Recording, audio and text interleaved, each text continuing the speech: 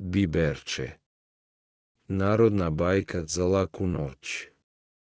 Nekada davno živjela je jedna žena. Bila je tužna jer nije mogla da ima dete.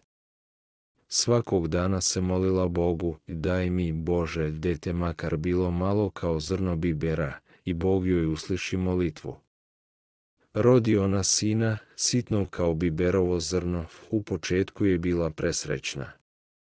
Ali kako su godine prolazile, druga deca su rasla, a njen sin je ostajao isti malen i sićušan. Poče ona opet da plače svakog dana.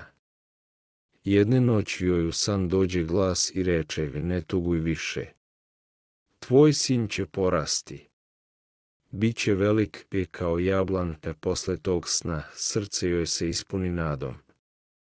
Ali ubrzo njen mali sin joj reče: majko, moram da idem. U snu mi je rečeno: tamo me čeka sudbina, i krenu biberče u svet. A majka ga isprati kroz suze, putovao je dugo.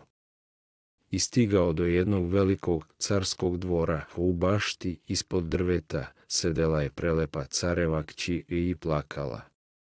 Pomost, Bog, carevna. Zašto plačeš, upita je biberče, a ona mu tiho odgovori: ovo drvo rodilo je 3 zlatne jabuke. Otac mi je naredio da ih čuvam. Ali iz zemlje je izišla alat je strašno čudovište i svake noći mi odnese po jednu jabuku. Sad ne smem da kažem ocu, a sutra dolaze gosti da vide jabuke, biberče joj reče: ne brini. Doneću ti sve 3 nazad.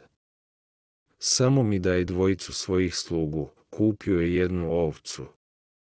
Od ovce pripremi hranu za čudovište, stavio komade mesa u torbu i krenuo ka jezeru. Tamo podiže kamen i reče slugama da ga spuste užetom u podzemni svet. Kad je sišao, naišao je na kuću. Unutra, ala, velika, strašna, sedi i nešto kuva. Kad ga je ugledala, skoči da ga pojede. Ali biberče joj baci komad mesa. Dok je ona gutala, on brzo uze jednu zlatnu jabuku, to ponovi i drugi put. Pa 3. kad je pošla da ga napadne opet, biberče brzo baci i posljednji komad mesa, pa potrča ka užetu, ala za njim taman kad ga skoro stigne, on odseče parče mesa sa svoje noge i baci joj, pa brzo zadrma uževe sluge ga izvuku. Spase se, vrati carevni sve 3 zlatne jabuke i ode bez reči, ali tu priča ne staje. Ala počne svakog dana da izlazi iz zemlje i traži devojke da ih pojede. Dođe red i na carevu kćer. Svi je isprate do jezera tužno, jer znaju šta je čeka. A ona kroz suze šapuće: Bože, pošalji mi biberče, samo on može da me spase. I baš tada biberče se vraća u grad, saznaje šta se dešava, trči do jezera.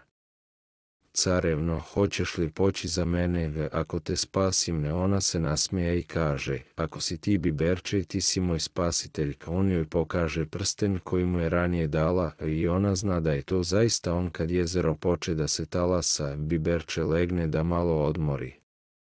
Carevna ga biskala po glavi, ali on zaspi, ala se približava. Jezero se trese, jedna suza joj kanu na njegovo lice, biberče se trgne, zgrabi mač i dočeka čudovište, ala ima 9 glava, jednu po jednu biberče joj odseca. Sve do poslednje, zamoli carevnu da mu da maramu. U nju stavi svih 9 jezika i kao dokaz, reče joj da nikome ne kaže ko je bio njen spasilac. On će se vratiti kad bude vreme. Na putu kući sretne je njen verenik. Znao je da nije on pobedio Alu, ali joj preti da će je ubiti ako ne kaže da jeste. Uplašena, ona pristane, donese karu 9 glava. Svi slave.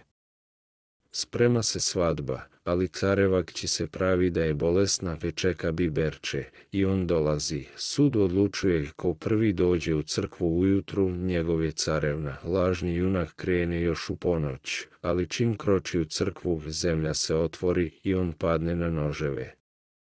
U zoru Biberče stiže, careva kći ga čeka sa upaljenom svećom. Car sad zna istinu i venča svoju kćer za Biberčeta. Biberče tada kreće nazad da vidi majku i kad je stigne pokaže joj da više nije malen.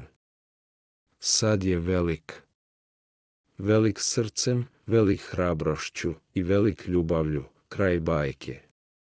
Laku noć.